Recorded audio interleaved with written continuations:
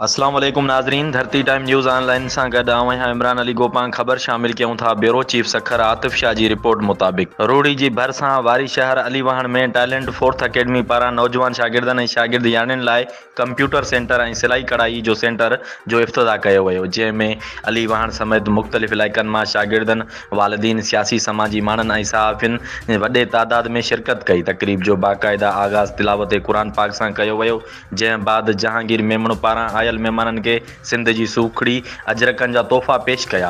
Centre जो इफ़्तिताह peoples party Rohri जे सदर असलम मेमण, जहांगीर मेमण ऐं Rohri union of journalist Haji Abdul Jawad Abbasi Zahid Soomro पारां कयो वियो।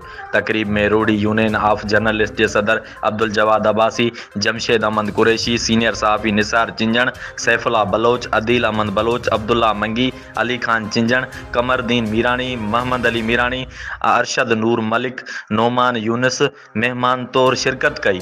इफ़्तिदाई तक़रीब खे ख़िताब कंदे महिमान ख़ास मोहम्मद असलम मेमण चयो त अलीवाहण जहिड़े पोइते पयल इलाइक़े में सेंटर जो इफ़्तिताह करे नौजवाननि, शागिर्दनि ऐं शागिर्द याणियुनि खे अॻिते अचण जो मौक़ो ॾिनो वियो आहे। ग़रीब शागिर्दनि खे स्कॉलरशिप ॾिनो वेंदो ऐं तमामु जल्द हिकु लाइब्रेरी बि खोली वेंदी। महिमान ख़ास ऐं तक़रीब में आयल महिमाननि पारां सेंटर जे मुख़्तलिफ़ क्लासनि जो जाइज़ो वरितो वियो ऐं आयल शागिर्दनि जी हौसला अफ़ज़ाई कई वई।